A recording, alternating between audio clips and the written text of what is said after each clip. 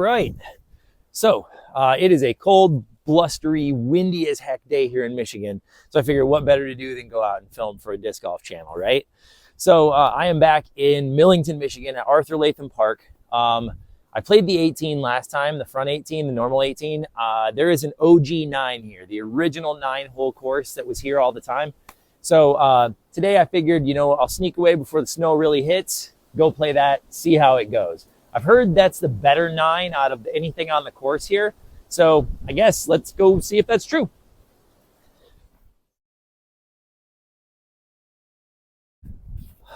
All right, hole 1. 204 feet. You might be able to see the basket straight through there. I'll try to cut and focus on that. But you have 2 ways to get there. There is a forehand line, for me anyways, a forehand line. Going over here to the left, little forehand hyzer. And then there is a backhand hyzer over here to the right that is a bit more of a stretch. So, I mean, you can go at it either way you want. Either way, it's really just a hyzer. Okay, so I'm gonna take the forehand route. I've got a resistor. We're just gonna punch it on a hyzer and let her go around the corner. Pads aren't wonderful here. They are makeshift. We got some pavers and the wind is insane today. We're supposed to get gusts up to 50. So we wanted to throw something reliable here. So resistor it is.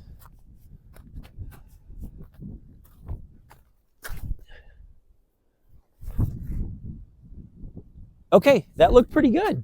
All right, the first shot was a success. Parked her. There we go.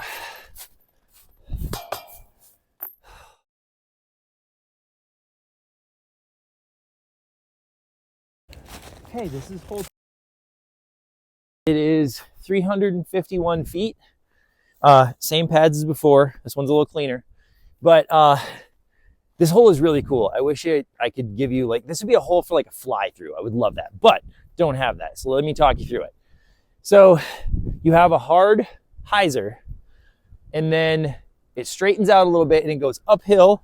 The basket's kind of tucked into some trees. So, I mean, if you're going for it for a righty, any forehand that's going to flex out and come back, 350 is quite a ways, but you can get there. And for me today, because I'm not trying to lose anything under the snow, I would probably just throw something on a hyzer, a little bit floaty, push as far as you can, and play for the 3 really, more than anything. But I mean, lots of ways to get there. You should be, it's really cool once you get up there and you can see kind of how it's all okay. So I've got a glow hex because I'm not trying to get anything knifing under the snow. And I think this is glidey enough to push. So if I put this on a hyzer and let it kind of flip a little bit, this should work nicely. So I'm just trying to get up there, not trying to park it.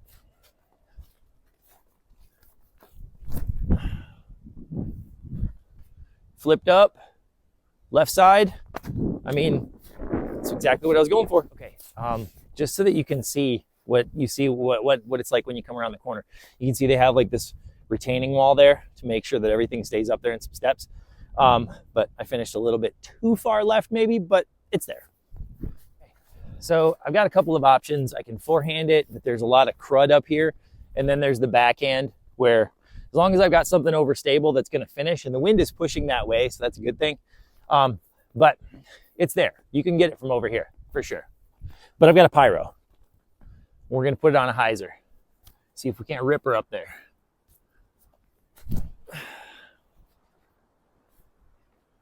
Okay, yeah, that looked great. Should be able to knock down the 3 from there. Okay, so just skipped a little bit. I am about circle's edge, and directly behind the camera is that drop off that I just filmed. So you don't want to go beyond, not at all.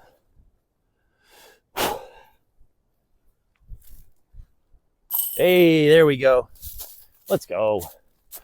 Ooh, that headwind made it a little nervy.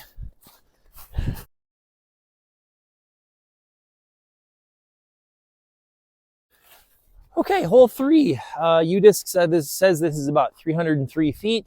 You won't be able to see the basket on the video, but you can see the fairway. So this fairway goes out and it kind of slides to the right. I don't know if that's the right words, but there we go. It kind of jogs to the right, but where I'm standing right now, the basket is straight ahead of me. So you got to go out and kind of turn a little bit. The forehand's there. If you can punch it straight through here, with this wind, I'm kind of leaning more towards like a turnover though. Maybe like a glidey, slightly flippy disc. But I mean, it's there. For lefties, this might even be easier because you just got to backhand through the gap straight and let it fade. So this really looks like a tough fairway to hit. So I'm going to throw a theory. I'm just going to try and get that gap. And then whatever I get after that is just gravy. It's just icing on the cake. This gap is not an easy one to hit. And the fact that you only have a little bit of pad here and it's uneven really doesn't help a whole lot. But let's see what we can do. Make her work. Ooh, jeepers creepers. There we go.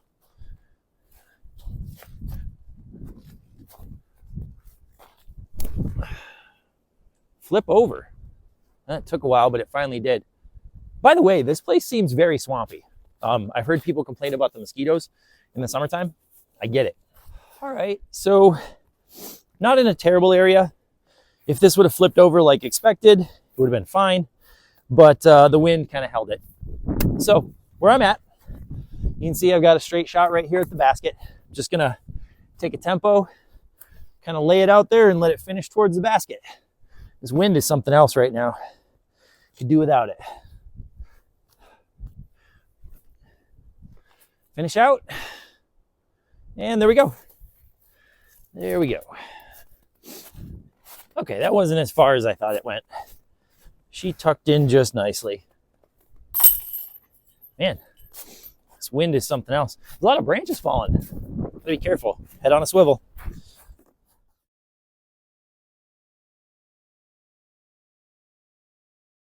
Okay, hole 4. It's only 198 feet. You might be able to see the basket between this couple of trees. It's behind some shrubs there. You might not be able to catch it on camera here, but this is kind of cool. In the summer, I can see how this would be amazing, but I'm not going into this water in the wintertime. There is a stream that rolls right along here, and the basket is nestled right on the edge.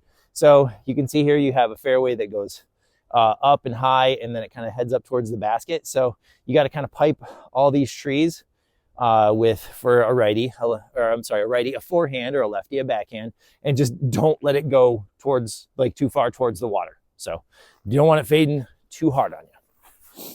Okay, so I've got a pyro. I'm going to forehand it, and I took a little walk before throwing this. There's water on the left too. There's a lot of swampy stuff on the left. So you don't want to go left or right on this one at all. So just, I mean, keep her close to the ground, keep her on the fairway, be careful.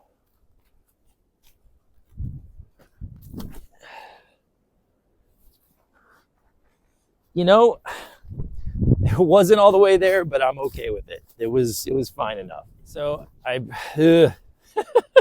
this location kind of stinks. You can see the basket up there, and you can see where I landed here.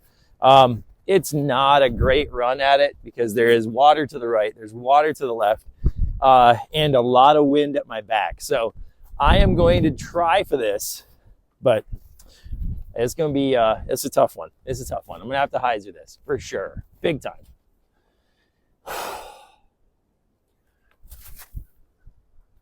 Oh, I hit the bucket, you know? It's the way she goes. Okay, this is a it's a cool layout for a hole. It's just not wonderful this time of year because it's so swamped out. Like, you really don't want to go over here. This is kind of bad. It's really a crazy peninsula, but cool shape.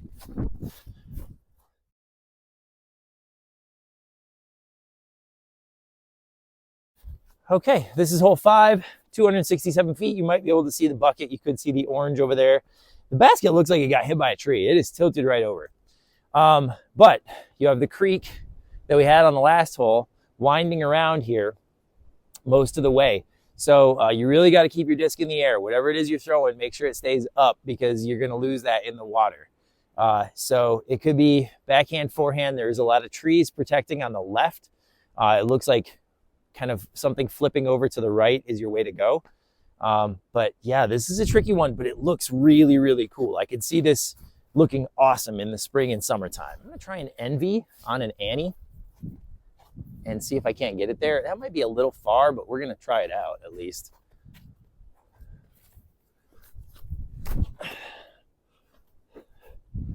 She got across at least. That's not terrible. I don't hate that. That's pretty good. Okay. So this area is super swampy right now, and this basket looks like it got smacked. But I don't hate this this location. This isn't bad.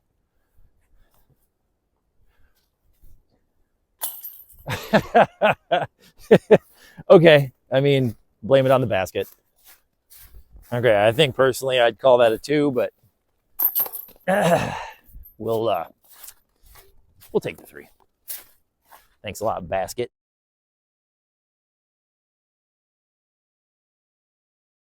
Hole 6. I believe UDisc says it's about 419 feet.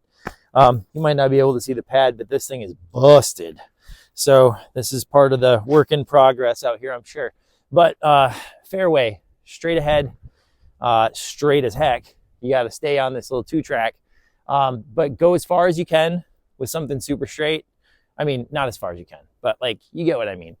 Basically what it does is it stays straight for about 300 plus feet. Then it takes a little jog to the right and straightens back out. So if you could just take this and break it off into some chunks, you know, something straight for 300, then deal with the rest, you're in good shape. By the way, this is a swampy mess leading up to this pad. This is bad. My whole foot went under a couple times. All right, I'm gonna throw a hex because this thing usually stays dead straight. Maybe a little bit of a flip to it, but if I give it a little hyzer, that'll be taken out of the equation. Wind is kind of whipping through here, swirly though. And this pad is gonna provide a challenge. So this short steps, it's got it all right here. This is a recipe. There we go. Carry over the hill, straight as hell. That's how we do. All right, so the camera's back a little bit to show you the scope of the rest of the hole. Like I said, it jogs to the right. Basket is down this 2-track on the left side. So if I had to guess, I'm probably about 175 out, maybe 180, 190. But see if we can't put this Envy up there for a putt. Oh, tree-nied. Oh well. Okay. So that shot left me inside the circle. So it's pretty good. This is one of those tweener holes where it, like, you can get the 3, but you're probably not gonna get a 2 ever, maybe. But it's also not a 4, you know? It's an odd distance, odd design, but at the same time, it's not unfair. Here we go. Get that 3.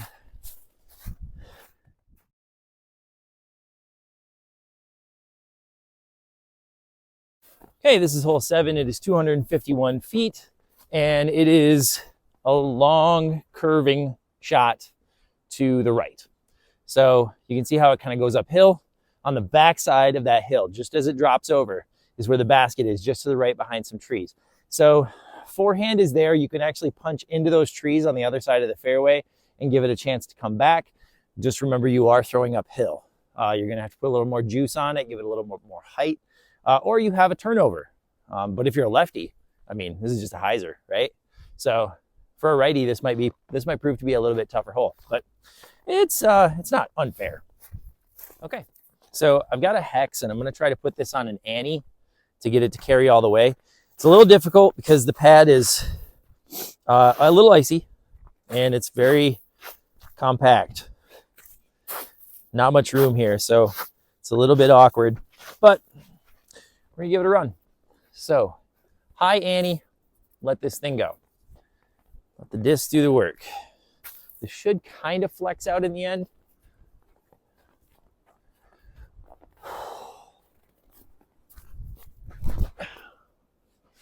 Got a little bit right, but I think she got there. it's kind of a tough shot to film. Sorry. Okay. You know, considering this is the first time playing this hole, I don't hate this location. If I would play it again, lay the disc a little further out to the right, or left rather, on the throw, this would have been great. But I am outside the circle, little uphill from it. So let's see what we can do.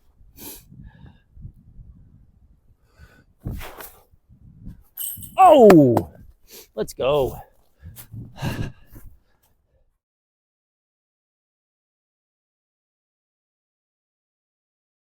Okay, this is hole 8, 318 feet it said. It seems like more than that. You're not gonna see the basket from here because this hole is shaped kind of wild.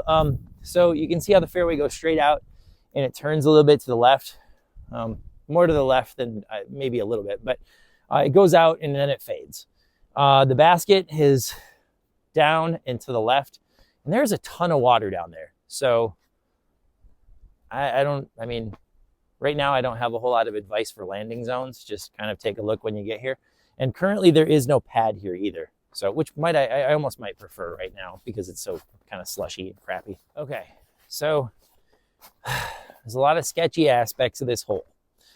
I don't want to lose anything today.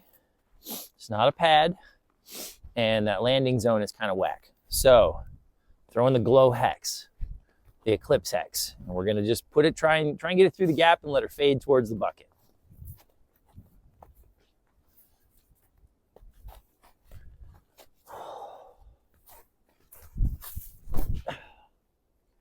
Okay, a little wide, but you know what? It looks like it's at least dry, so we can do something with dry.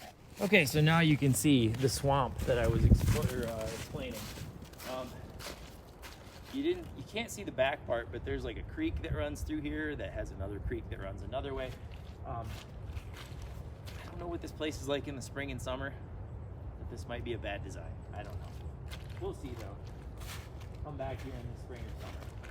But anyways, gosh, oh my God, 70 feet, 60 feet. I'm not jumping into a puddle, so the layup, it's gonna have to be the play for today. All right, just a little tapper to finish this one.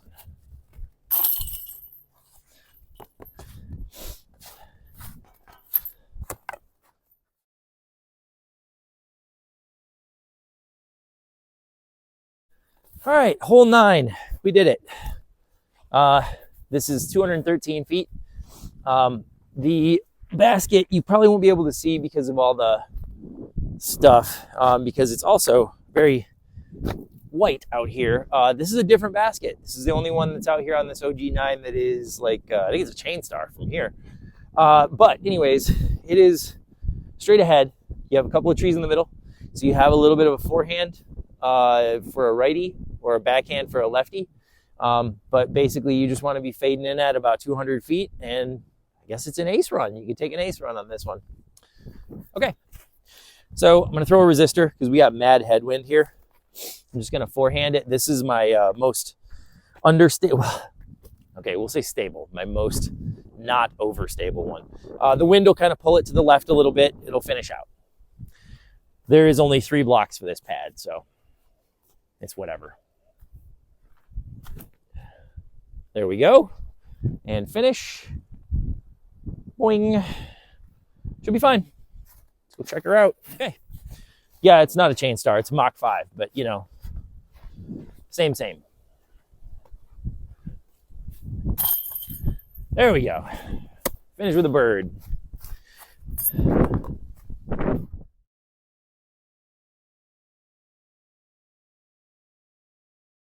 All right, so that was the OG9 at Arthur Latham Park in Millington. You know, I've had people telling me that that was the better 9, and I see how it could be. And I know somebody's been working to fix that place up. But right now, it is swampy. It's very swampy. Had a number of times where my feet just sank in the mud. It was a little hard to navigate the fairways because they were just kind of gross. But it's not bad. It's not bad. The front, or the other 18 that's here, you know, it's okay. It's pretty good. But the OG9 was a little better, I think, by, you know, a smidgen. Would I come back and play it? I mean, it's got to dry out. It's got to dry out a lot. Otherwise, you know, probably not. But, you know, I can see how the mosquitoes would be bad in the summer. But yeah, I mean, I'll come back and give it a try in the summertime. Can't be too bad. But I mean, check it out. See it for yourself.